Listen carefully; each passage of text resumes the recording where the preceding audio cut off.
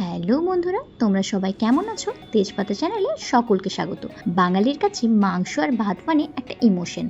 আমিও আজ বানিয়েছিলাম মাটন কষা, খুবই সহজ এবং ঘরোয়া পদ্ধতিতে। প্রথমে আমি নিয়েছিলাম 1 কেজি মতো মাটন। প্রথমে আমি এটাকে ম্যারিনেট করে নিচ্ছি। ম্যারিনেটের জন্য ব্যবহার করেছি পরিমাণ মতো লবণ, হলুদ গুঁড়ো, লঙ্কার গুঁড়ো, ধনে গুঁড়ো, জিরে গুঁড়ো।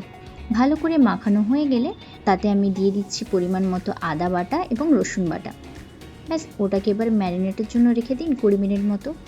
এবার আমি একটা ভাজা মশলা বানিয়ে নেব, যার জন্য আমি ব্যবহার করেছি 2-3টে শুকনো লঙ্কা, গোটা গোলমরিচ, 4টে লবঙ্গ, 4টে দারচিনি এবং গোটা জিরে।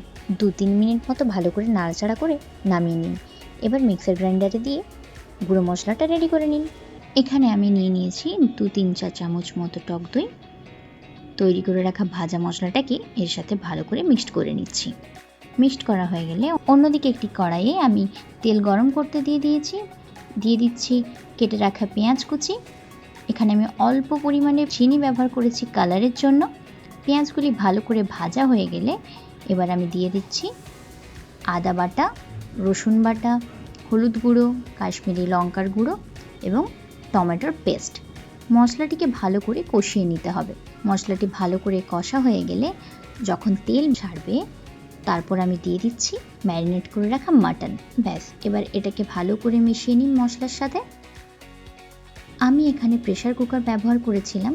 মাটন একটু সেদ্ধ হতে সময় লাগে, তার জন্য আমি এখানে প্রেসার কুকারে বসিয়ে 3-4টে সিটি ফেলে দিয়েছিলাম, যাতে মাটনটা খুব ভালো সেদ্ধ হয়ে যায়। আপনারা চাইলে পুরো প্রসেসটি কড়াইয়েও ব্যবহার করতে পারেন।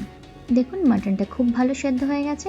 এবার আমি কড়াইয়ে আরও একবার নামিয়ে নিয়ে বেশ খানিকক্ষণ সময় ধরে ফুটিয়ে নিয়েছি আর ব্যবহার করেছি দইয়ের সাথে গুঁড়ো মশলা।